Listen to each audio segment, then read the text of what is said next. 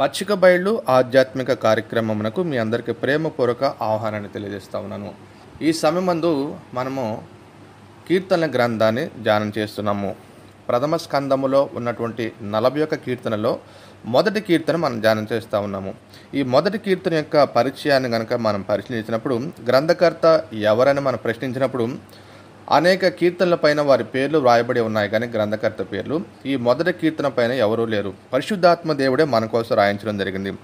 ఇక మూలవచనం ఏంటని మనం పరిశీలించినప్పుడు, నీతిమంతులు నీటి కాలువలు ఎవరైనా నాటబడిన వారి తగిన కాలం మందు ఫలమిచ్చు చెట్టు వలె ఫలిస్తారు.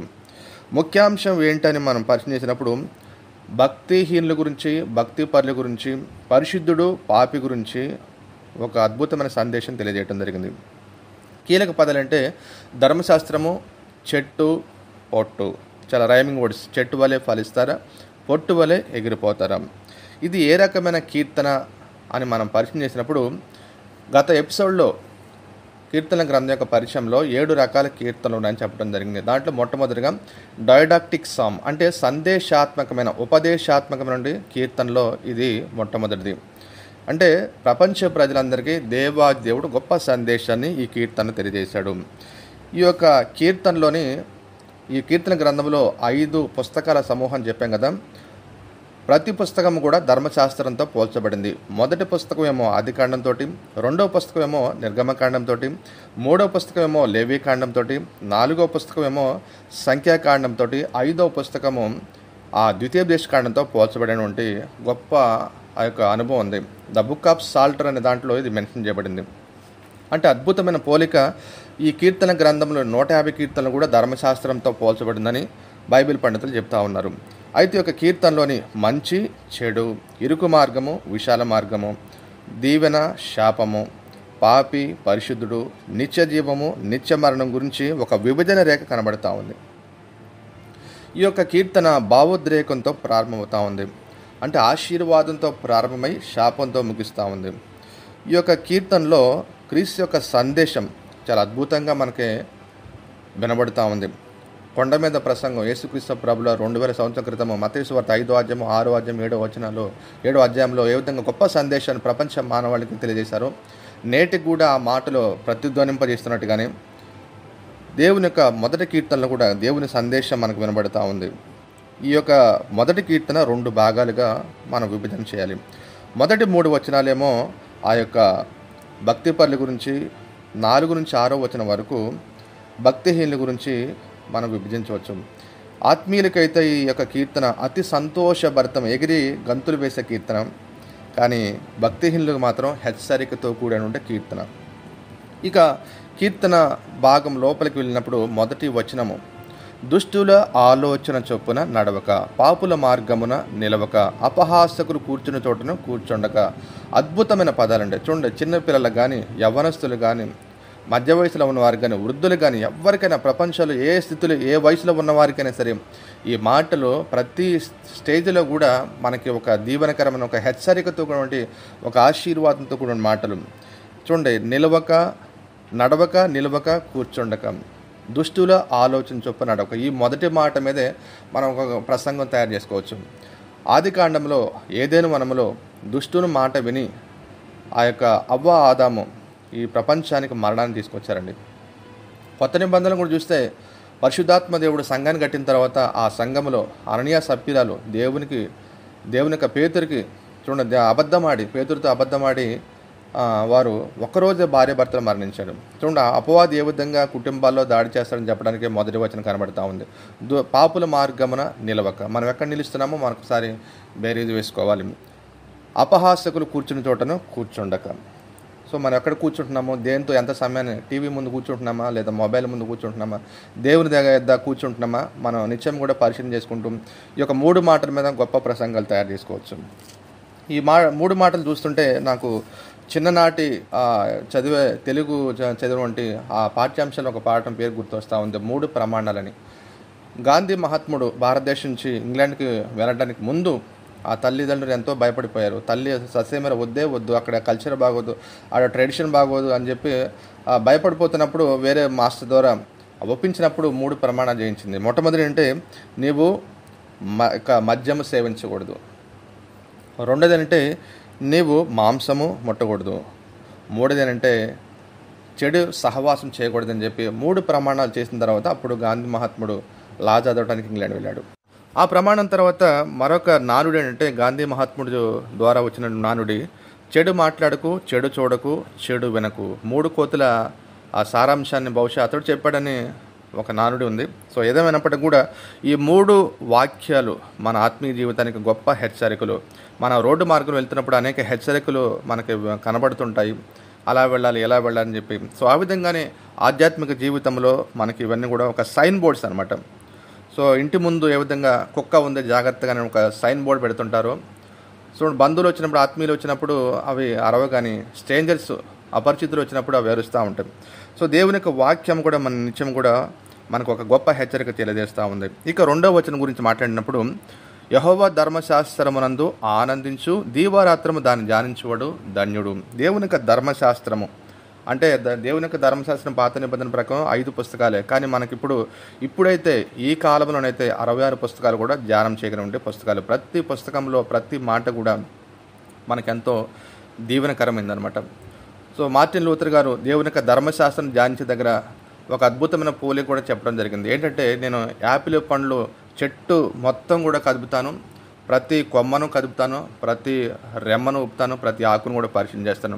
బుక్ మొత్తం చదవాలి, ప్రతి అధ్యాయాన్ని మనం చూడాలి, ప్రతి వచనాన్ని మనం చూడాలి, ప్రతి మాటను కూడా మనం ధ్యానం చేసేవారంగా ఉండాలి. సో ఆ విధంగా మన ధ్యానాలు లోక సంబంధమైనవి కాకుండా, లోక సంబంధమైన ధ్యానాలు అయితే శూన్య ధ్యానాలు, అంటే మనం చేసే మెడిటేషన్ అనేది ఒక యోగా లాంటివి చేస్తుంటారు. అది యోగాలో శూన్య ధ్యానాలు, మనమైతే ఫలభరితమైనటువంటి ధ్యానాలు. దేవుడు అంటున్నాడు, దేవుని యొక్క ధర్మశాస్త్రము దీవరాత్రులు కూడా ఏ సమయమైనా సరే, ఎర్లీ అవర్స్లో అయినా సరే, ఎండ్ అవర్స్లో అయినా సరే, ప్రతి సమయం కూడా ఉదయమైనా, మధ్యాహ్నమైనా, సాయంకాలమైన ప్రతినిత్యం కూడా మనం ధ్యానం చేసి దేవుని యొక్క వాక్యాన్ని మనం ధ్యానం చేయాలి. అలాగూ ధ్యానం చేసినప్పుడు, ఆనందిస్తున్నప్పుడు మన ప్రార్థనా జీవితంలో కానీ, విశ్వాస జీవితంలో పురికొల్పటం కానీ, ఎందుకంటే శ్రమలు, శోధనలు వచ్చినప్పుడు రోమపత్రిక 8వ అధ్యాయం 35-37 వచనం, క్రీస్తు ప్రేమ నుండి వేరుపరిచేది ఏదైనా కలదా? శ్రమైన, శోధన వచ్చిన, ఖడ్గమైన, ఉపద్రవమైన, వస్త్రహీనత ఏది వచ్చినా, కరోనా లాంటి ఎన్ని పరిస్థితులు వచ్చినప్పుడు కూడా దేవునికి వాక్యం మనకి ఆదరిస్తూ ఉంది, బలపరుస్తూ ఉంది.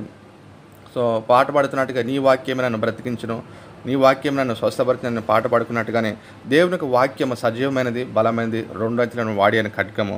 సో కాబట్టి ఆ విధంగా దేవునికి వాక్యాన్ని మనం ధ్యానం చేసే వారంగా ఉండాలి. తేనెటీగల గురించి, సీతాకోకల గురించి ఒక మాట మనం పరిచయం చేసినప్పుడు, ఈ సీతాకోక చిలుకలేమో రెడీగా ఉన్నటువంటి ఆ యొక్క హనీని సేకరిస్తూ ఉంటాయి, హనీని అవి భుజిస్తూ ఉంటాయి. కానీ ఈ యొక్క తేనెటీగలు మాత్రము రెడీగా లేకపోయినప్పటికీ లోపలికి వెళ్ళి, ఆ పుష్పం యొక్క లోపలికి వెళ్ళి శోధించి మరీ ఆ యొక్క తేనెను కనుక్కుంటూ ఉంటారు. వేలాది కిలోమీటర్లు అవి ప్రయాణం చేసి చూడండి అవి భద్రపరుస్తూ ఉన్న తేనెను. అదేవిధంగా దేవుని యొక్క ధర్మశాస్త్రం గురించి అనేక మంది రాజులు, దావీదులాగా పరిపాలించినటువంటి రాజుల్లో యోషియా కూడా ఒకడు 8 సంవత్సరాలుగా రాజు అయ్యాడు. తన తరంలో ప్రజలందరూ కూడా దేవుని యొక్క ధర్మశాస్త్రానికి విలువ ఇవ్వనప్పుడు, ఆ దేవాలయాన్ని బాగు చేస్తున్నప్పుడు ధర్మశాస్త్రం దొరకగానే దాన్ని ఆడ చదివి వినిపించగానే శాస్త్రులు అతడు తన వస్త్రాలు దించేసుకున్నాడట. ఇక మీదట నేను ధర్మశాస్త్రం చొప్పున నేను నడుస్తానని చెప్పి మంచి తీర్మానం చేసుకున్నాడట. సో ఆ విధంగా దేవుని యొక్క ధర్మశాస్త్రం నందు మనం దీవరాత్రి కూడా ధ్యానం చేయాలి. సో నెలకోసారి, వారానికి ఒకసారి కాదు.